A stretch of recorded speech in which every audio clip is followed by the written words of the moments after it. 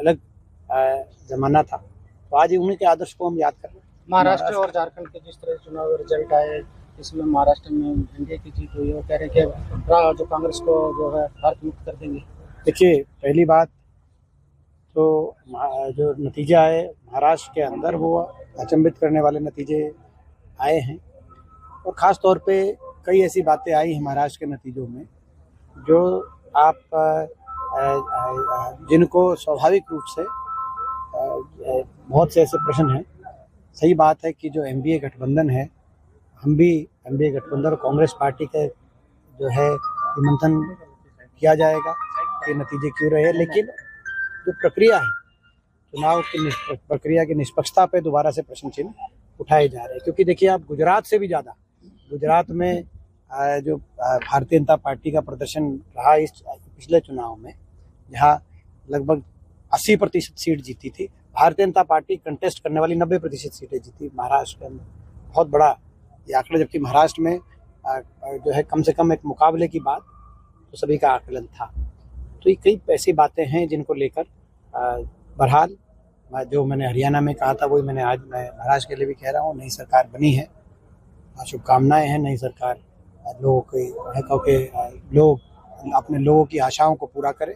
नई सरकार, ऐसी हम शुभकामनाएं दे रहे हैं। झारखंड में दूसरी ओर जो हमारे इंडिया गठबंधन की सरकार बनी है, हम झारखंड के मुख्यमंत्री हेमंत सोरेन जी को बहुत बहुत शुभकामनाएं देते हैं, बधाई देते हैं। वो झारखंड को विकास की तरफ आगे बढ़ाएं। यहाँ भी वो कह रहे हैं कि कांग्रेस के लोग ये कहेंगे कि कोई भी में गड़बड़ी होगी अभी।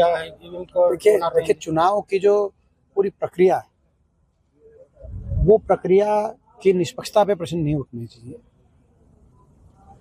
उसमें केवल ईवीएम का तो एक प्रश्न है ही, मगर उसके साथ साथ बाकी भी बहुत से प्रश्न हैं। जिस तरीके से धनबल का प्रयोग है, जिस तरीके से बीजेपी का एक इतने साधन बीजेपी ने जिस तरह से जुटाए हैं देश में, और ये साधन निश्चित तौर से जो है कहीं ना कहीं व्यापक तौर पे भ्रष्टाचार से साधन जुटाए हुए हैं, उन साधनों को झोंका जाता है और किसी भी चुनाव के अंदर, और चुनाव के नतीजों को प्रभावित करने के लिए चाहे वो कहते हैं मीडिया बल का प्रयोग हो, चाहे इलेक्शन कमीशन के रोल पे भी चुनाव की तारीखों को अदला बदली किया जाता है भाजपा की सुविधा अनुसार। तो ऐसी कई प्रश्न चिन्ह हैं, जो प्रश्न चिन्ह कि क्या इस देश में निष्पक्षता से और लेवल प्लेइंग फील्ड के साथ चुनाव की प्रक्रिया चल रही है या नहीं, इसको लेकर प्रश्न चिन्ह तो उठते हैं। हाई कोर्ट में जाने का फैसला, जहाँ तक हरियाणा की बात है, हरियाणा में जो मैं कह चुका हूँ पहले, हरियाणा में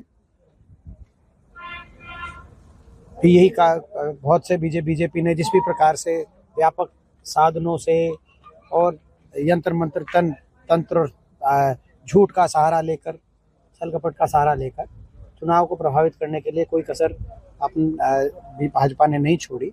लेकिन उसके बावजूद जो भी नतीजा आया हम उसको स्वीकार करते हैं, और मौजूदा जो सरकार है हम उसको शुभकामनाएं देते हैं कि ये सरकार लोगों के हकों के काम करे।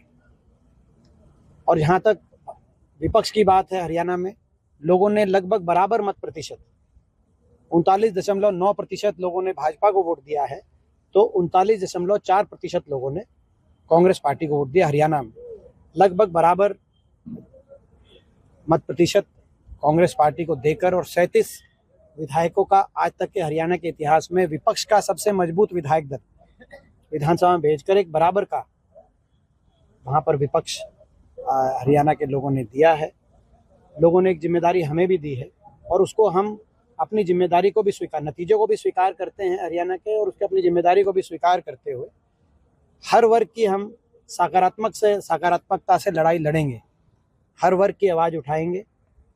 ऐसा हम विश्वास हरियाणा के लोगों को दिलाते हैं जिन्होंने हमारा साथ दिया, और बाकी भी, क्योंकि मैं समझता हूँ कि प्रजातंत्र में सत्ता पक्ष और विपक्ष का संतुलन बहुत महत्वपूर्ण है। मगर जिस रूप से मैं देख रहा हूँ सरकार द्वारा, और सरकार में और भारतीय जनता पार्टी के सभी नेताओं द्वारा विपक्ष पे लगातार, हरियाणा के विपक्ष पे लगातार प्रहार टिप्पणियां की जा रही हैं। मैं कहना चाहता हूं कि जो हरियाणा में लगभग 40% लोगों ने जो विपक्ष को वोट दिया है, कांग्रेस को वोट दिया है, ये उन लोगों का अपमान है। आप जिस तरीके से लगातार टोट टिप्पणियां कर विपक्ष को नकारने का काम कर रहे हैं। मैं देख रहा था अभी कई भाजपा के शीर्ष नेता कह रहे हैं विपक्ष आगे कांग्रेस खत्म हो गया विपक्ष। तो ये 40 आपके बराबर मत प्रतिशत जो मिला है, लोकसभा में हमारा 2% ज़्यादा मत था, विधानसभा में 0.45% वोट भाजपा का ज़्यादा है। तो ये इन लोगों का भी जो है मैं समझता हूँ कि ये इन लोगों का अपमान है। और ये महत्वपूर्ण है कि सरकार लोगों के हितों का काम करे, लेकिन सरकार भी इस बात को समझे। जनादेश, अगर इस जनादेश को हम स्वीकार करें, सरकार भी इस जनादेश को स्वीकार करे।